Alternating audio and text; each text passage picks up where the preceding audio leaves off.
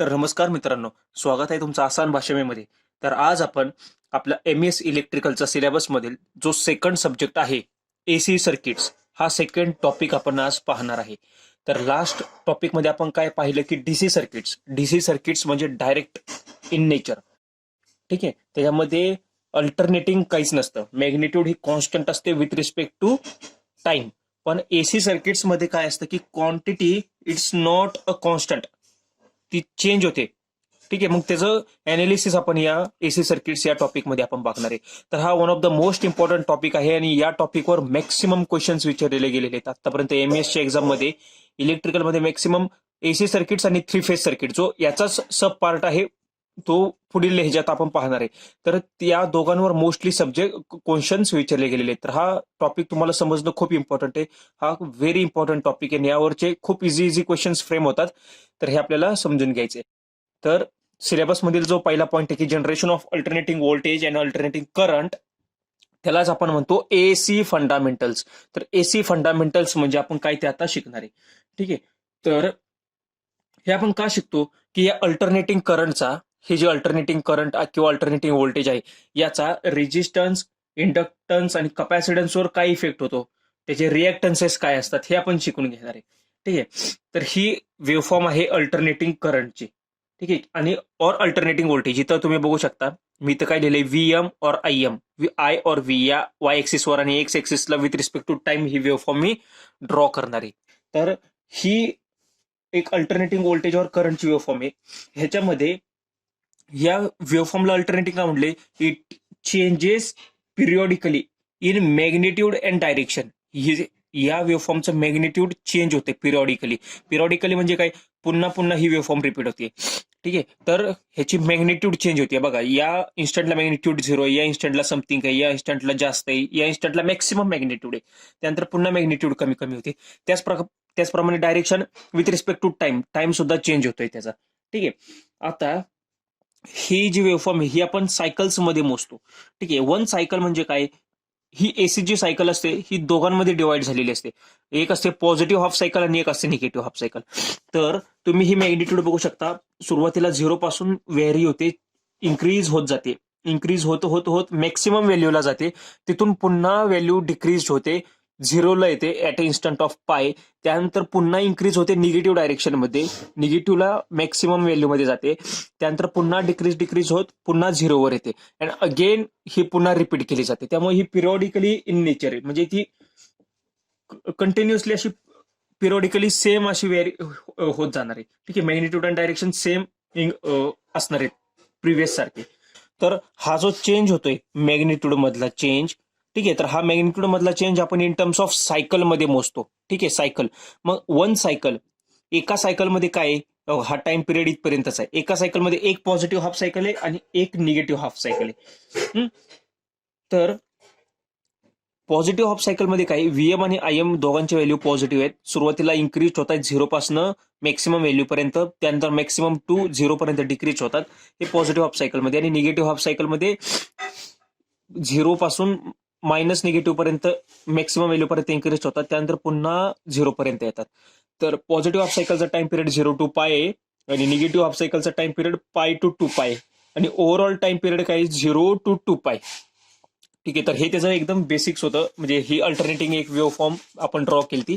ठीक आहे, तर आता आपण हे इन्स्टंटेनियस व्हॅल्यू वगैरे ते बघणार आहे. ठीक आहे, तर आता बघा, ही वेवफॉर्म अशी अशी इन्क्रीज होते, राईट. ही वेवफॉर्म अशी इन्क्रीज होते. तर या पर्टिक्युलर इन्स्टंटला जी व्हॅल्यू असते व्होल्टेज और करंटची, तर त्याला म्हणतात इन्स्टंटेनियस व्हॅल्यू. ही व्हॅल्यू और ही व्हॅल्यू और ही समथिंग पर्टिक्युलर इन्स्टंटला कुठल्याही जी व्हॅल्यू, आता म्हणजे या इन्स्टंटला जी व्हॅल्यू येते तर त्याला इन्स्टंटेनियस व्हॅल्यू, या इन्स्टंटला जी व्हॅल्यू येते तर त्याला इन्स्टंटेनियस व्हॅल्यू म्हणतात. ठीक आहे, त्या पर्टिक्युलर टाइम पिरियडला असलेली व्हॅल्यू त्याला इन्स्टंटेनियस व्हॅल्यू म्हणायचं.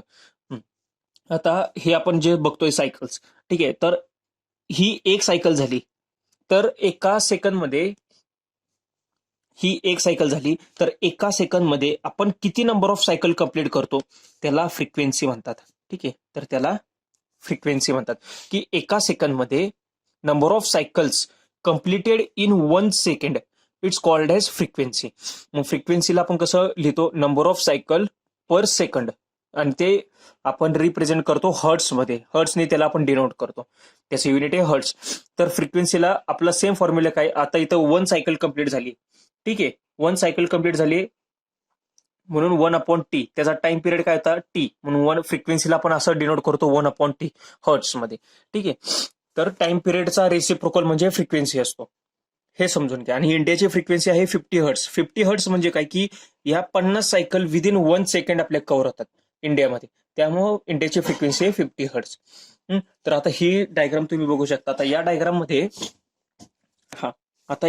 मध्ये या वेव्हफॉर्म मध्ये ही मॅक्सिमम व्हॅल्यू आहे इथं व्हीएम, ठीक आहे, और करंटची पण इथं मॅक्सिमम व्हॅल्यू आहे. मग मॅक्सिमम व्हॅल्यू त्याला आपण रिप्रेझेंट करतो व्हीएम और आय एम ने, ठीक आहे. आता frequency expressed in electrical radian per second is called as the angular frequency. हे खूप इम्पॉर्टंट आहे, हा टॉपिक आहे ना, म्हणजे या अँग्युलर फ्रिक्वेन्सीवर आपल्याला खूप वेळा विचारलं जातं, ठीक आहे. अँग्युलर फ्रिक्वेन्सी म्हणजे काय की frequency expressed in electrical radian per second, त्याला आपण अँग्युलर फ्रिक्वेन्सी म्हणतो, आणि ते डिनोट केलं जातं बाय ओमेगा. हे ओमेगा आहे, ठीक आहे, ओमेगाने आपण डिनोट करतो. आता 1 सायकल या डायग्राम मध्ये बघू शकता, 1 सायकल ही एक सायकल आहे. 1 सायकल मीन्स 2 पाय रेडियन, म्हणून त्याला आपण रेडियन पर सेकंड असं आपण एक्सप्रेस करतो. म्हणजेच काय की omega is equal to 2 pi into F. हा इम्पॉर्टंट फॉर्म्युला आहे ओमेगाचा. हे बेसिक फॉर्म्युले तुम्हाला आलेच पाहिजेत. ओमेगाचा फॉर्म्युला काय की 2 पाय पर टाइम, म्हणून 1/t चं फ्रिक्वेन्सी झालं, ठीक आहे. आपण मगाशी काय म्हटलं की 1 सायकल म्हणजे 2 पाय रेडियन, बरोबर ना, म्हणून 2 पाय/t म्हणजे ओमेगा, त्यालाच आपण लिहितो 2 पाय. 1/t म्हणजे काय, 1/t म्हणजे फ्रिक्वेन्सी, म्हणून 2 पाय इंटू एफ फ्रिक्वेन्सी, ठीक आहे. तर हा त्याचा फॉर्म्युला आहे, त्याचं युनिट काय रेडियन पर सेकंड्स, ठीक आहे, रेडियन पर सेकंड्स. तर आता आपण हे इक्वेशन्स जे अल्टरनेटिंग क्वांटिटी आहेत ना, ती जे आपली अल्टरनेटिंग क्वांटिटी म्हणजे जे आपण ते ग्राफ आता पाहिला, तर त्या ग्राफ मध्ये त्याचं आपण इक्वेशन लिहिणार आहे. तर हे खूप इम्पॉर्टंट आहे. जी आपण वेव्हफॉर्म बघितली तर ती साइन वेव्हफॉर्म होती, ठीक आहे ना, ती साइन वेव्हफॉर्म होती. तर त्या साइन वेव्हफॉर्मला आपण त्याचं आता इक्वेशन आपण बघणार आहे. तर त्याचं इक्वेशन काय, E is equal to EM sine theta और I is equal to IM sine theta, and value of theta is equal to omega t in radians, ठीक आहे.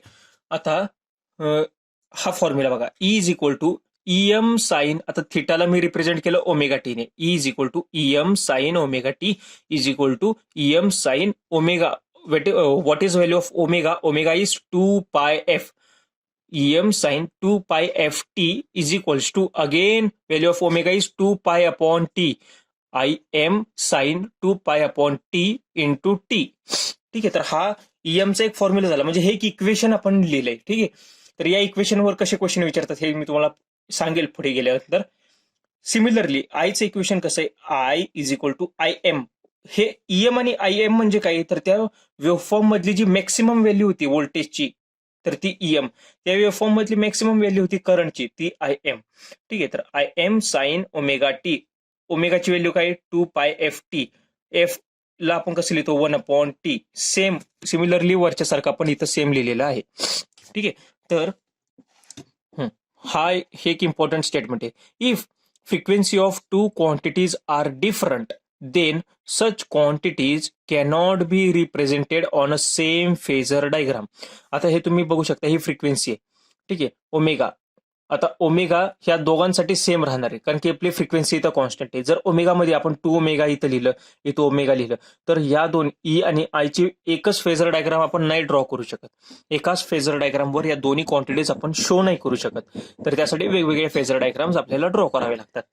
तर हे एकदम बेसिक्स पॉइंट होते यामधले, ठीक आहे. तर आपण नेक्स्ट लेक्चरमध्ये यावरचे फेजर डायग्राम्स बघूयात, की फेजर डायग्राम्स आपण कशी ड्रॉ करतो ई आणि आय चे, ठीक आहे. तर हे इथं जे दिले ना फेजर्स, ते आपण नेक्स्ट लेक्चरमध्ये बघूयात, ठीक आहे.